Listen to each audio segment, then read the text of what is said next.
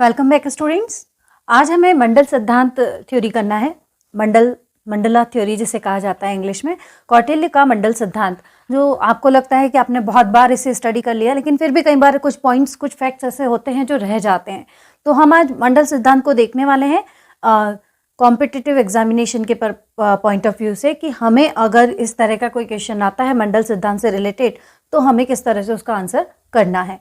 कौटिल्य ने जो मंडल सिद्धांत दिया वो आज भी अंतर्राष्ट्रीय संबंधों को लेकर कहीं ना कहीं हम कह सकते हैं कि कुछ हद तक बिल्कुल सही और प्रासंगिक है, लेकिन कुछ उनकी ऐसी बताई हुई चीजें हैं जो ऐसा लगता है कि आज व्यवहारिक नहीं है।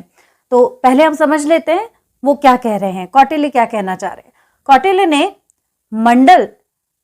मंडल को डिफाइन करते हुए कहा कि circle of state.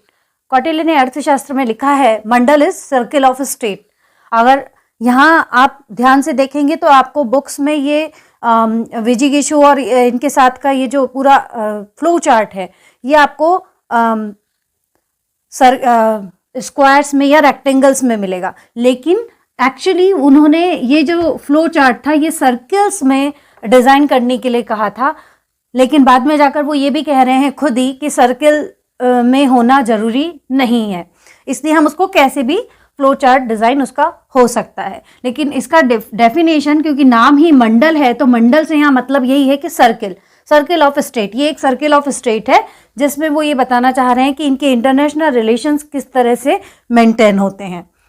Circle of state को समझाते हुए उनकी एक बेसिक कोटेशन, या हम कहेंगे कि एक बेसिक सिद्धांत जिसके आधार पर वो ये पूरा का पूरा थ्योरी डेवलप कर रहे हैं। कौटिल्य का कहना है कि उनका ये कोटेशन है कि मैत्री स्थायी नहीं होती, हित स्थायी होते हैं। हाँ, और एक और कोटेशन है कि जो भी स्टेट, किसी भी स्टेट का जो नेबर राज्य होता है, पड़ोसी राज्य होता है, वो कभी भी उसका मित्र नहीं हो सकता। ये दो कोटेशन कौटिल्य के इस पूरे मंडल सिद्धांत को डिजाइन करने में बेस रहे। आइए समझ लेते हैं क्या कह रहे हैं कौटिल्य।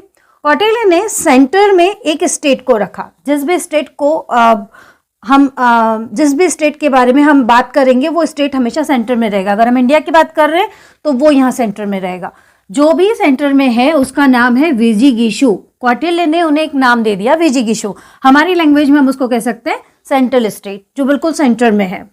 ठीक है, अब वो सेंटर में है, लेकिन उसके फ्रंट की तरफ भी कुछ उसके पड़ोसी राज्य होंगे और उसके बैक की तरफ भी उसके कुछ पड़ोसी राज्य होंगे। अब फ्रंट कौन सा, बैक कौन सा, ये तो हर कंट्री को खुद ही डिसाइड करना होगा अगर आज के संदर्भ में देखें तो। लेकिन कौटिल्य के शब्दों में उसके सामने की तरफ के राज्य और उसके पीछे की तरफ के राज्य।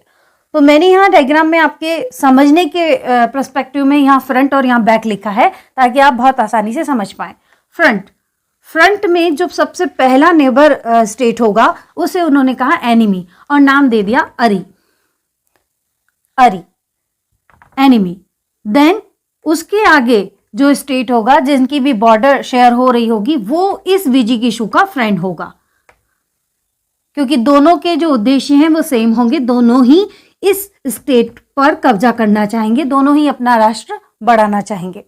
देन अगेन अरी मित्र उन्होंने शब्द लिखा है, हम उसको समझने के लिए लिख रहे हैं enemy friend, EF, enemy friend है, क्योंकि एनिमी फ्रेंड फिर देन एनिमी फ्रेंड आएगा।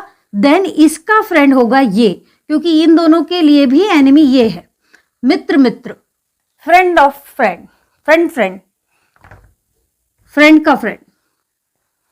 ठीक है, और लास्ट में अरी मित्र, फ्रेंड ऑफ एनिमी फ्रेंड, इसका फ्रेंड होगा ये, इसलिए हमारे लिए वो हो गया फ्रेंड ऑफ एनिमी फ्रेंड, यानी हमारा भी वो एनिमी हो गया। जो भी एनिमी के फ्रेंड हैं वो सब हमारे एनिमी हैं, जो भी हमारे फ्रेंड हैं वो ही हमारे फ्रेंड हैं। तो जब वो सेंट्रल स्टेट के फ्रंट की बात कर रहे थे तो उन्होंने 5 स्टेट बताए हैं फ्रंट में, लेकिन जब वो बैक की बात कर रहे हैं तो बैक में उन्होंने 4 ही स्टेट बताए हैं। और ये आपको ध्यान रखना है, बैक में 4 ही है, फ्रंट में 5 स्टेट है। लेकिन जब वो बैक में बता रहे हैं तो उन्होंने क्या किया, नाम चेंज कर दिया। अब यहाँ अरी और मित्र नहीं है वर्ड, अब यहाँ है पार्षणिग्राह और आक्रांत। जो बिल्कुल जस्ट नेबर होगा बैक साइड में, वो बैक साइड एनिमी कहलाएगा। ये मैंने उसको यहाँ आपके समझने के पर्सपेक्टिव से लिखा है। उनका बताया हुआ शब्द, कौटिल्य का बताया हुआ शब्द पार्षणिग्राह है। आक्रांत, बैक साइड फ्रेंड, देन यही सीक्वेंस चलता रहेगा। पार्षणिग्राह, सार वर्ड उसमें जुड़ जाएगा। फ्रेंड ऑफ एनिमी हो गया, FE, friend of enemy. And then आक्रांत सार, फ्रेंड ऑफ फ्रेंड, हमारे फ्रेंड का फ्रेंड, बैक साइड।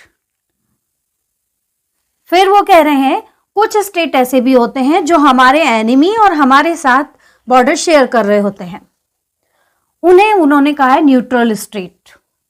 यहां वो नाम दे रहे हैं उन्हें हिंदी में मध्यम। और कुछ स्टेट ऐसे भी होते हैं जो बहुत दूर कहीं होते हैं, जो ना तो हमारी कोई बॉर्डर शेयर कर रहे हैं, बहुत दूर कहीं जाकर वो रहते हैं, तो उनका, ऐसे स्टेट को उन्होंने कहा है उदासीन, और इंग्लिश में वही होगा न्यूट्रल स्टेट। तो ये था मंडल थ्योरी कौटिल्य का।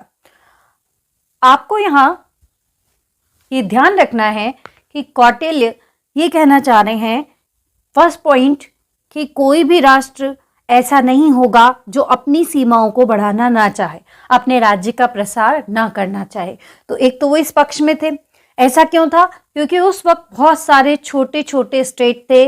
वो जो दौर था वो इस तरह का दौर था कि छोटे छोटे इंडिपेंडेंट स्टेट थे, और वो सभी चाह रहे थे कि हमारी जो सीमाएं हैं वो बढ़े, अपने साम्राज्य का विस्तार करना चाहते थे। तो इसलिए उन्होंने इस तरह का एक सिद्धांत दिया कि उन्हें किस तरह से काम करना चाहिए अपने इंटरनेशनल रिलेशंस पे। देन वो कह रहे हैं कि कोई भी जो सेंट्रल स्टेट है और उसके जो पड़ोसी राज्य हैं, उनको मिलाकर ये पूरा 12 जो सर्किल बनते हैं, 12 मंडल्स बनते हैं, लेकिन इससे ज्यादा भी हो सकते हैं। तो ये फैक्ट आपको याद रखना है कि 12 मंडल बताए हैं उन्होंने, और इससे ज्यादा भी हो सकते हैं, ये भी कहा है, क्योंकि ट्रू फॉल्स में कई बार इस तरह की चीजें आ जाती है। देन आपको हमेशा ये ध्यान रखना है कि 4-5 शब्द याद रखने हैं, विजिगीषु, अरि, पार्षणिग्राह और आक्रांत। ये 4 शब्द आपको याद हो गए तो आपको ये पूरा थ्योरी याद हो गया। समझने के लिए इसको इंग्लिश में ट्रांसलेट करके आप समझ सकते हैं। देन सर्किल ऑफ स्टेट, मंडल का मीनिंग क्या है ये भी आपको पता होना चाहिए। और सबसे इंपॉर्टेंट बात कि विजिगीषु कौन है? विजिगीषु वो है जो सेंट्रल स्टेट है, जो कि अपनी सीमाओं को आगे बढ़ाना चाहता है, जो आगे जाकर विश्व विजेता बनेगा। उनके शब्दों में है ये, कौटिल्य के शब्दों में, कि एक ऐसा राष्ट्र जो आगे जाकर एक विश्व विजेता राष्ट्र बनना चाहता है, जो अपनी सीमाओं को आगे बढ़ाना चाहता है। ठीक है, तो ये कुछ इंपॉर्टेंट फैक्ट्स थे कौटिल्य के मंडल सिद्धांत के बारे में। आई होप कि आपको समझ में आ गया होगा। अब हम आगे बढ़ते हैं। लास्ट में जब हम ये देखेंगे कि कौटिल्य के सिद्धांत कितने प्रासंगिक हैं, तब मैं मंडल सिद्धांत को आज के एस्पेक्ट में आपको समझाऊंगी कि इंडियन पर्सपेक्टिव में ये मंडल सिद्धांत आज कितना व्यवहारिक है।